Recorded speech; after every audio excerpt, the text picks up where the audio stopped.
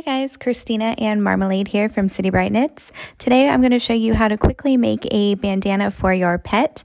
This tutorial goes along with another tutorial that I already have posted for a bandana for a human. Feel free to check that one out. Also, if you want further explanation, it goes into a little more detail than the tutorial here.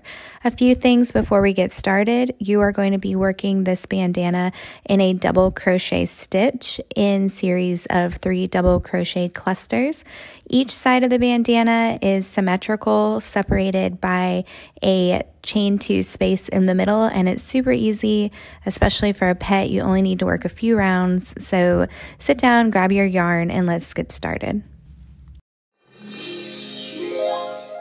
Okay, so the materials you're going to need are any lightweight yarn that you have on hand. You don't even need a full cake. It just takes maybe about 1/8 of a cake, and I am working with a fine weight 2 or 3 yarn. As well as you'll need a pair of scissors and a 4mm crochet hook. Grabbing your lightweight yarn at the end and your 4mm crochet hook, or any hook that works for your yarn and the tension that you want to keep in your bandana. Fold the yarn to make a slip knot. Pull the yarn through to secure that. This is where you attach your crochet hook. Pulling that small tail tight brings the knot to your hook. You're now ready to work. Get the tail out of the way, and you are going to start by chaining 3. And into that first chain right here, you're going to work a slip stitch by bringing that yarn onto the hook again and through. This creates a small ring. Into this ring, you will begin working your stitches. You will work 2 chains, which counts as a double crochet, yarn over, and work 2 more double crochet into that hole.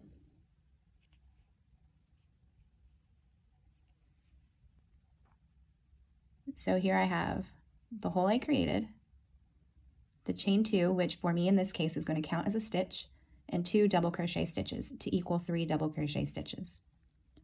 You are then going to chain 2 and work another 3 double crochet stitches into that hole for a total of 6 double crochet stitches, 3 on each side of the chain 2.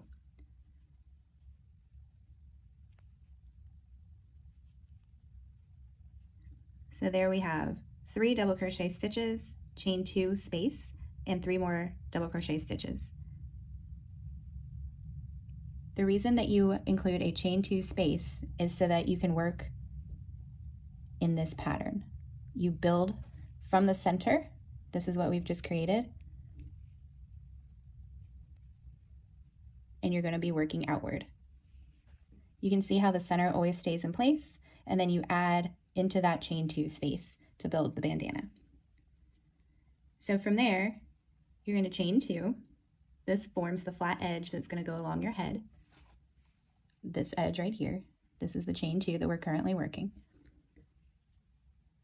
Turn your work, and into that space that you just finished working, you are going to include 2 double crochet. Remember, the chain 2 counts as a stitch in this work. So into the stitch head, yarn over and pull up your yarn to work a double crochet 2 times for a total of 3 double crochet. Chain 2.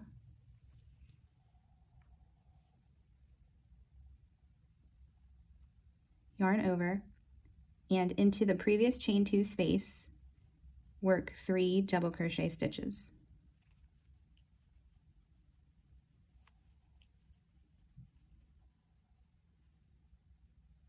So now you have a cluster of 3 double crochet, a chain 2, another cluster of 3 double crochet. You're going to chain 2 again and repeat on the other side. This bandana is basically worked in a series of repeats to be symmetrical on both sides. All you have to do is continue 3 double crochet clusters, followed by a chain 2, and another 3 double crochet clusters on each round that you are going to build. I'm just working 3 double crochet into the very last stitch of the first round, completing that work, chain 2, turn your work, and into this first stitch, you're going to work 2 double crochet. Remember, the chain 3 counts as a stitch. And in between each cluster, you're going to chain 2. Into that opening, work another 3 double crochet.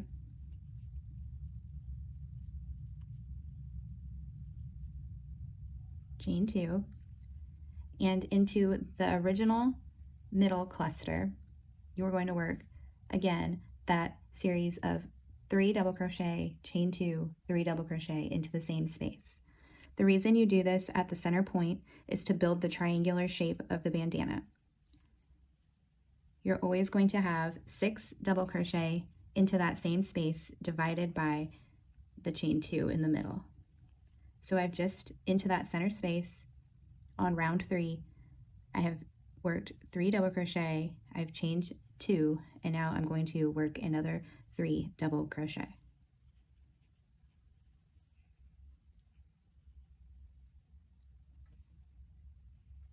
You can see how that starts to build at a triangle. On the original piece, you can see how this line is where we always add the 2 3 double crochet clusters into the same stitch. Every other chain 2 space only has a single double crochet cluster. The center one is the only one where we'll work 2 clusters into the same stitch. This creates the triangular shape of the bandana. Continuing on, finishing round 3. Once we've come to that center point with our 2 double crochet clusters, we're going to work the second symmetrical half by chaining 2 and working another cluster into the previous chain 2 space opening. 3 double crochet go into there, chain 2, and into this final stitch, I'm going to work 3 double crochet stitches.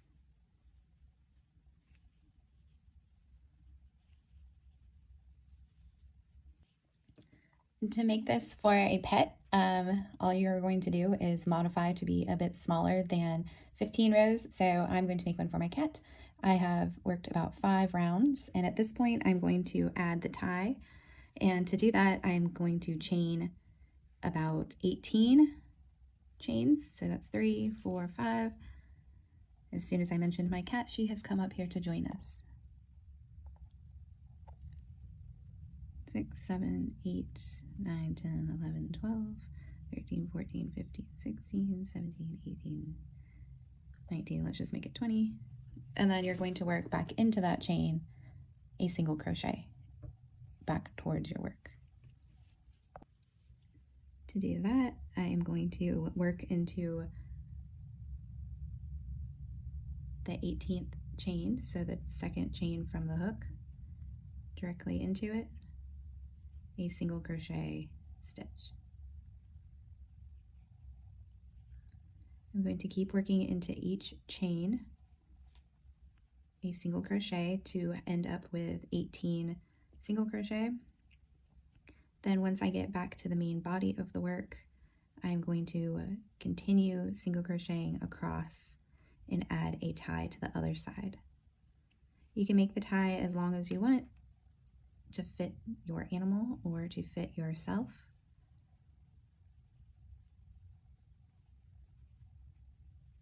You can see that at about 18, I have maybe a 3-inch tie that I'm creating. Let me resume doing that and get back to you. Okay, I've created a tie on both sides, and just before I finish, I'm going to just hide this last stitch into the body of the work and complete it with a slip stitch. I like to pull extra just so that my stitch doesn't come out as I'm tying things off. You'll just grab your scissors and cut a length for you to sew in. Close that slip stitch that you just did to secure the work. Determine a front side and a back side. I'm just going to use my crochet hook to join these 2 lengths of yarn and hide it in the work. You can also choose to do this with a tapestry needle, but you could just easily use your crochet hook by going into some of the worked stitches, pulling the length of the tail through, and just hiding or camouflaging that tail into the work until you reach the length of the other one and confirm that you have tied it off with a knot, and you will be ready to go.